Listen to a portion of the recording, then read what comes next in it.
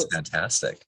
Michael Berry is a relatively new colleague of mine at the U.S. Department of Education.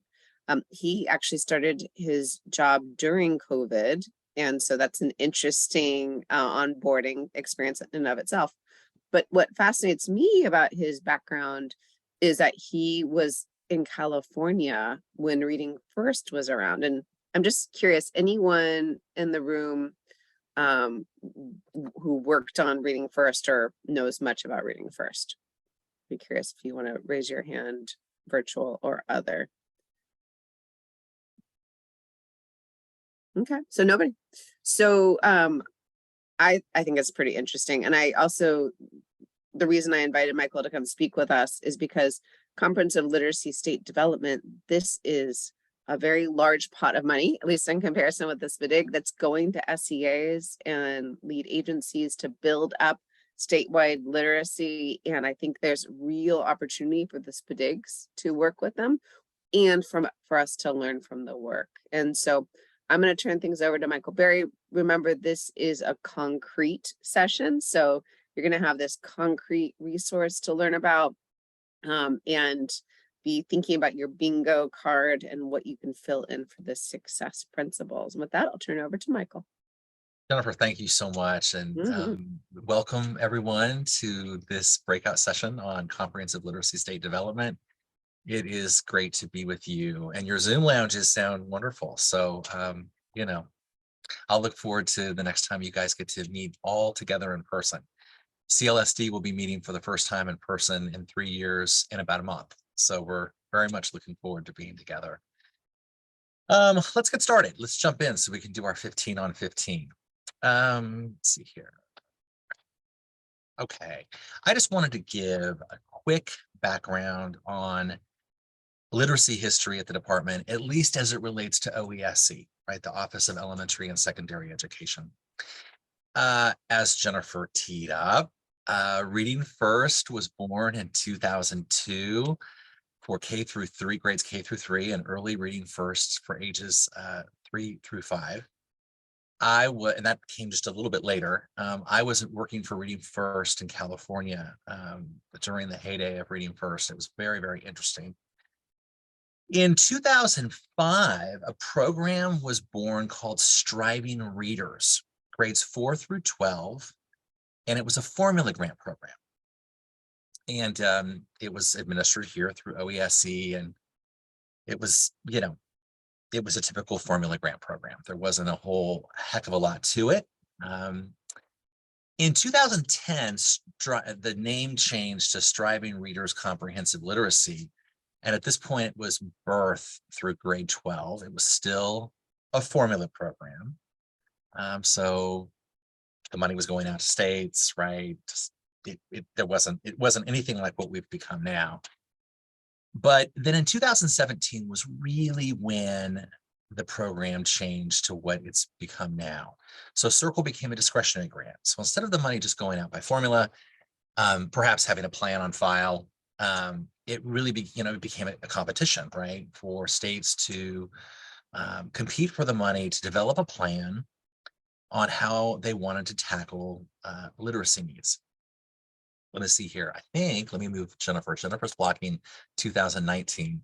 In 2019, the name changed to Comprehensive Literacy State Development, and that's what we're called now. We had a competition in 2019. We had a competition in 2020. And I'll tell you a bit more about the program. As Jennifer said, well, let's talk about the purpose of CLSD right here. This is straight from statute. Competitive grants to advance literacy skills, evidence-based practices, activities, interventions, including pre-literacy skills, reading and writing for children from birth through grade 12, with an emphasis on disadvantaged children. Who's eligible to apply? SEAs only. SEAs only. And before I hop into the lessons learned piece, we are the largest literacy program in OESC. We are basically the spiritual successor of Reading First. Reading First was much larger, much larger. I think at its height, it was funded at over $1 billion per year. CLSD is still at about $200 million per year, but our appropriations have been going up. Congress likes our program and they're happy with the results. And leadership here at the department is very happy with the program. So I'm going to talk to you about lessons learned, and then I'm going to talk to you about what's coming up in the future. Jennifer asked me to say what were the things that we've learned so far in terms of good, bad, or what's working well. I always like to focus on the positive because I feel like a lot is going well, and that I would replicate in any type of program that I was trying to run at this point. Communication, frequent and open. I feel like when you talk about open communication, it almost sounds trite. It's almost so overused that it's like, yeah, lots of communication, whatever. But in CLSD, it's very interesting. We have a team of program officers and we're in contact with our grantees constantly. Emails, phone calls. I prefer Teams meetings. I meet with all of my grantees every month. And it's just, we just develop developed a very close working relationship with our project directors working at the SEAs. It has been very helpful to us to avoid problems. So for example, I have one grantee, a good example, this has been about a year ago, who came to us and they had discovered that they were having some pretty serious implementation problems. They had had a staff member that was in charge of much of the implementation, and some assurances had been made about things, but things had been done that had not been done. Things had definitely been mischaracterized. Instead of trying to hide that from us, they called me up and they said, hey, we've got a mess on our hands and we just want to come clean. And they shared what had happened. I said, great, thank you for sharing, let's fix it. And so we rolled up our sleeves and we worked over a period of about 3 months to get them back on track based upon these problems on early implementation of the grant. When it was all said and done, their words to me were, we felt comfortable coming to you because we have a good relationship with you, but we were scared. We felt like a teenager coming clean with a parent about something we'd done wrong, and we weren't really sure how you'd react. So thank you for treating us with grace and respect and focusing on solving the problem. So that's how we really tried to run this program. And so our grantees do feel comfortable asking for advice, telling us when they're confused, and just coming clean on how things are going. So it's been really great, fantastic in this program. Bullet number 2, grantee showcases and networking. We do a lot of events in this program. We do topical meetings every quarter. We do a large national convening once a year. That's the one I mentioned that will be in person in a month. And what we've learned that our grantees like and they want is, sure, they like the national experts. So you see my 4th bullet. We do bring in national experts who do big keynotes, and it's great. But what they really like to hear as well is they like to have that balanced with other grantees who can highlight things that they're doing in their projects that are unique and have been successful. Because again, in our program, you get to design your project. We don't tell you how to do your project. You get to design the project. There's a lot of leeway. There's also not a cap on how much you can request in terms of funding for CLSD. There's not a cap. So it's a very interesting program. It gives SEAs lots and lots and lots of flexibility to do some really interesting things. So we make sure that in every event we have grantee showcases where we have grantees that talk about either it's panel, usually it's a panel discussion, but we'll have 3 grantees share something that they're doing that they're really proud of, thematic, of course, to our event, and then we open it up for Q&A. It's always like generally the biggest hit of the event. They also have banded together, and our grantees meet once a month as part of a community of practice. I don't go to those meetings. That's the 3rd bullet. I purposely don't go to those meetings because I feel like I don't want anything that they say to be perhaps edited. I feel like they need time just to be with other grantees to help each other. They always, every month, someone does a presentation. I mean, it is facilitated by our contractor, so it's not like there's no structure to it.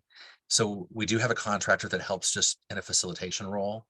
But again, none of our team, no one from ed staff goes to those, and they love it. That's how they've been able to bond during COVID, since they haven't, most of them have never now met.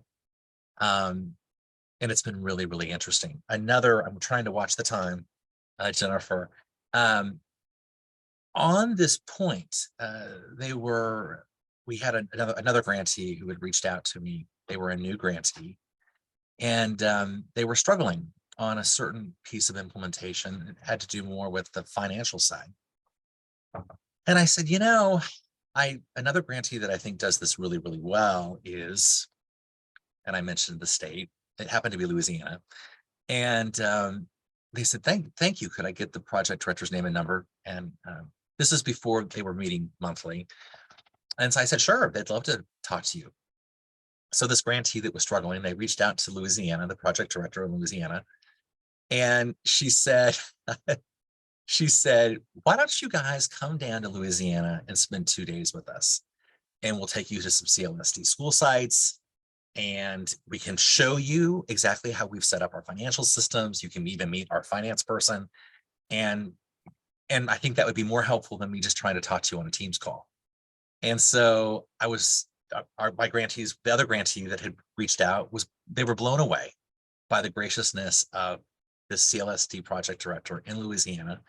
So they went down for 2 days. I always like to remind people they were not in New Orleans. It was not a party trip. This was to Baton Rouge. For those of you that have been to Baton Rouge, it's not a particularly gorgeous, gorgeous city. But they went down so we've set up this culture in CLSD where our grantees help each other. And it's very collaborative. It's very, very unique. And we're very proud of it. I told you I wanted to mention future plans. We have some interesting things planned. The first bullet is extremely unique. We've never tried this before. Nothing like this has been done with CLSD. We are beginning an initiative. We call it National Activities for Non-CLSD States. It hasn't been publicly announced yet, so you're the first to hear about it. But for states that are not CLSD grantees, we have funding that we have available, and we will have a contractor with lots and lots and lots of subject matter experts who will be available to help states, non-CLSD states, that would like technical assistance in updating their state literacy plans, especially based upon COVID and where we've been and where we're trying to recover from. So we're very excited about that. I think it's going to be a wonderful opportunity for some states that don't otherwise have the resources. It's also going to open up a whole new avenue of states to be exposed to comprehensive literacy state development and to be exposed to us. And it may intrigue them a bit, because in 2024, about just a little over a year from now, is our next planned competition. We're very excited. As you can see, we don't have a competition every year. The last one was in 2020. And so CLSD isn't one of those programs that you can think, well, if I miss this year, I'll just jump on next year. It doesn't work that way. So we're very excited about the 2024 cohort. We hope we have lots and lots of interest from states that have never been part of the CLSD program. And oh, by the way, states that have been part of the CLSD program, they are allowed to apply to be part of it again. So they're not banned from being part of the program. So we're looking forward to a very robust competition in 2024. And then finally, and I don't have a timeline on implementation on this, but we're looking forward to creating a literacy center here in the department that would serve the wider field. There is currently a comprehensive center, the National Center on Improving Literacy, that many of you may be familiar with. But the focus of that center is really on dyslexia and dyslexia screening and interventions. It's really not a literacy writ large center. And so we would like to create the first true literacy center within the department.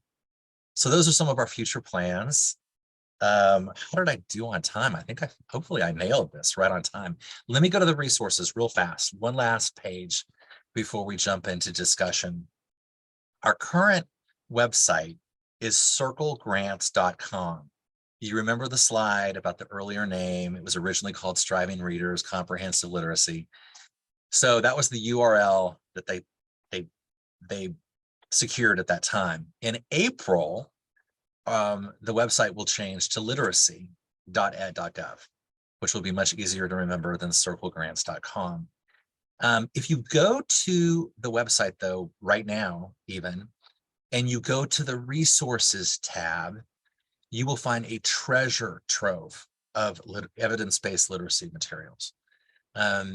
Don't get confused. It's not a perfect website, right? And the rest of the website is password protected because it's for our grantees. They actually submit data on that website. So if you go there and something pops up with like a, asking you for a login, don't think that I've led you astray. Just look for that resources tab, click on the tab, and it won't require you to input any kind of a username or a password. And there might be lots of materials in there that would be useful to you or other people in your state. And I'm so glad that you've come here and you've learned more about comprehensive literacy state development. Thank you, Michael. You're So welcome. as I said, quite a few states. How many states currently have the Current wow. grants are 24. In our 2017 cohort, we had, I don't have that list right in front of me. We had the 2017 cohort rolled off. So we had a number of states that are completely done now, but we currently have 24 grantees. So about half the states. All right. And we have Oklahoma represented. I'm not sure Good. where Claire is from. But I do you remember if Oklahoma has a grant? Oklahoma was a 2017 grantee. So their grant is done, but I'm hoping that they will apply to be part of the program again in 2024. We are already talking about possibilities. Good. Fantastic. Claire is from Georgia. Ah, great. I was Georgia trying to is our find my largest unmute grantee. button. Right. So folks, if you have questions for Michael about the grant or about the literacy center that's going to be created or the competition in 2024, now is your chance.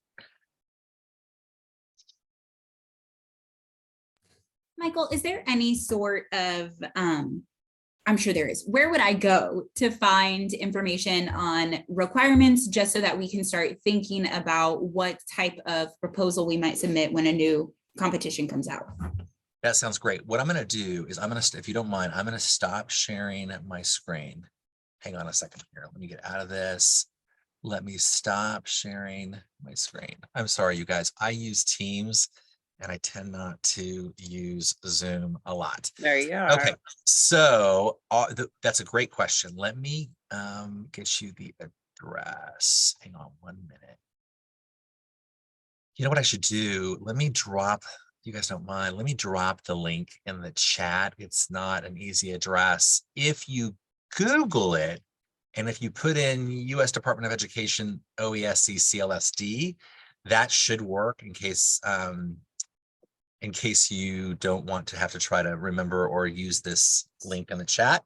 But let me put it right there. And that will get you into all the requirements, at least as they have been up until now. I don't think much is going to change for 2024. We will have competitive priority points for certain emphases, which is pretty standard here at the department. And those haven't been hammered out yet. But yes, that will give you all the background that you should need. And if you, let me put in here, I'm going to put my email address here as well. If you don't get your question answered, please feel free to send me an email at michael.berry@ed.gov, and I would be happy to answer any questions and try to be helpful to you. Yeah, and I do want to say, Claire and Kristen and folks on the Oklahoma team, if they're with Kristen, always reach out to the person who's listed in the notice. Just have a conversation. I just found out for our last competition for this FDIG that people had a misconception about the competitive preference party. They thought it was required. Yes. No one reached out to me, like we never had a conversation about it. I mean, I guess they were just assuming it was, so why would they have a conversation? But I highly recommend. Yes, absolutely. Good. And I'd be interested for Claire and the Oklahoma folks, if you all had any ideas of how comprehensive literacy and the SPDIG could be working together. It's something that I think having Michael on board with the background he had actually at an SCA, right? That's right. Working on reading first. Our backgrounds are really compatible. And so I think we'll work well together. But if you all have thoughts as a state where you think, oh, this would be really nice if the SPDIG work and the literacy work could come together, I would love to hear it. And while you're thinking, let me jump in. I should have put this as a bullet on one of the slides, but I was really trying to be mindful about the 15 minutes. One of the positive changes that got made when it went from Circle to CLSD. So Oklahoma, back when you got it, it was a 3-year grant program. And we all know that 3 years is not very long, not long enough. So the good news is when Circle was born in 2019, it became a 5-year grant program. And so now there really is time to have a planning year, to implement, make your sub grants. I mean, it's so much. I mean, I guess I'm trying to tell Oklahoma, with all the love in my heart, the program really runs much better now than it was set up in 2017. Got it. They really didn't know what they were doing in 2017. It was our first stab in the dark. So continuous improvement, right, Jennifer? We always try to improve. That's right. We never stop. Never stop. That's a good thing. So to kind of answer your question super quickly, Jennifer, and I'm going to apologize because I have the entire team here. We just don't have the camera on everybody, but I didn't want to be a disembodied voice. Right. We have our ESIP team here with us also, and we're partnering fairly closely with our ESIP team and really expanding on the work they're doing within early literacy within an MTSS. So we've just scaled that work to be broader. And then we also are working with Sooner Start, our Part C partnership, to work specifically on the pyramid model. And so I see this as potentially a way to link all of these programs and make sure that we're inserting this comprehensive state literacy within each of those areas also. I know previously it was fairly siloed within one division of our agency, but we did have one of the sites that we were implementing for our early reading initiative was also a Circle sub-grantee. And so we had some level of experience in melding the supports from that grant and from our grant together. And so there are some lessons learned that I think we could bring to a new competition. That's fantastic. Excellent. Yeah, no, that's great. And I love that. I mean, if the department could help to make things more cohesive and coherent, wouldn't that be wonderful, right? Absolutely. And that's our goal. That's what we really want. Yeah. And then I don't know if Celia's in a place where she can talk, but one of our project officers from OSEP is on, and she is the project officer for the National Center on Intensive Intervention. So yes, Fantastic. intensive literacy supports, assessments, that kind of thing. I was also going to mention when I listened to this, the great group from Oklahoma. I love Sooner Start. I love that name. One of the things our grantees have talked to us about, and we're definitely going to work on for the 2024 competition, is they said we really recommend that you guide grantees a little bit better, give them better guidance on their applications. One thing that we've heard is, we kind of threw our application together. We're so glad we got funded, but we didn't really realize how much we would be bound by that application. And so we're, again, in this spirit of trying to be extremely helpful and to have a really open communication with our grantees. We're going to try to, I think we're going to actually highlight some previous grantees who are going to even do like a little forum, again, a grantee showcase, where they would be saying to prospective applicants, here are the things that I wish I had known when I was drafting my application. So, because it's kind of a fine art, right? You want to be specific enough that you'll be funded and that the people that are scoring your application will be impressed. But you also want to be general enough that you're not so locked in that you have no flexibility. And we try to be flexible. I mean, we try to, we have grantees that make changes, but we're limited in, you can't change the scope of your project. And so there really is an art to the whole setting up your application, because that really will determine how your 5 years will go with CLSD. Yeah. And then I told you I would help you with the chat. And so the question from the Oklahoma team, if there are any exemplar or highlight SEA programs, maybe you have impact reports or something that you can share with folks. Well, yeah, the impact reports have been harder the last couple of years because we didn't have them actually as part of our contract with our contractor. But the data, I just put in my GEPR data. You all know about GEPR data, and it looks really good after 2 years of having basically almost non-existent data. One of the grantees that I think I'm very proud of all of our grantees, but like, for example, it's very, very difficult usually for SEA people to interact with the IHE people. And one of the things that Congress is very interested in with our grant is that CLSD grantees be working with IHEs on teacher prep programs, and also working with the certification body in your states on reading certifications. And so originally that had not really been a big highlight of our program. It's in the statute, it's an allowable suggested activity. But Arkansas just took that and ran with that. And they have really become an exemplar of how an SEA can partner with IHEs. Our project director there, her name is Amy Counts. She is so funny because she'll talk about how they stumbled into this work. She said, at first I thought the IHEs would welcome me with open arms. And then she said, after I kept getting doors slammed in my face, she said, we finally learned how to do this right. And so she actually does workshops on how SEAs, how to best partner with IHEs on reading and teacher prep programs and certification. And so she's on my mind because this really is a big interest of Capitol Hill. We get lots of legislative inquiries about it. And so Arkansas is probably our very best example of that work being done. Great. And their SPDIG is working on micro-credentials. And, so providing some more choice to personnel who want to go through them, but also pairing micro-credentials with coaching, which is not what you hear often about the asynchronous training. So. Love it. Love it. Well, I just want to say thank you so much, Michael, for joining us. And I'm excited about our ongoing collaboration. Absolutely. Jennifer, it's a pleasure. And it was great to be with all of you. And I'll look forward to hearing from you.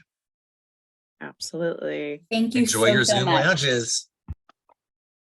Yep. And enjoy the Zoom lunch. That's right. That's right. So at 4:15 Eastern, you can choose your role. Project director and coordinators have a single room. We have a room for evaluators. We have a room for those who want to talk about family engagement. And we have a more open, not dedicated to any one topic room. And so I'll go ahead and put the link there where you can find the lounges, and have a great afternoon.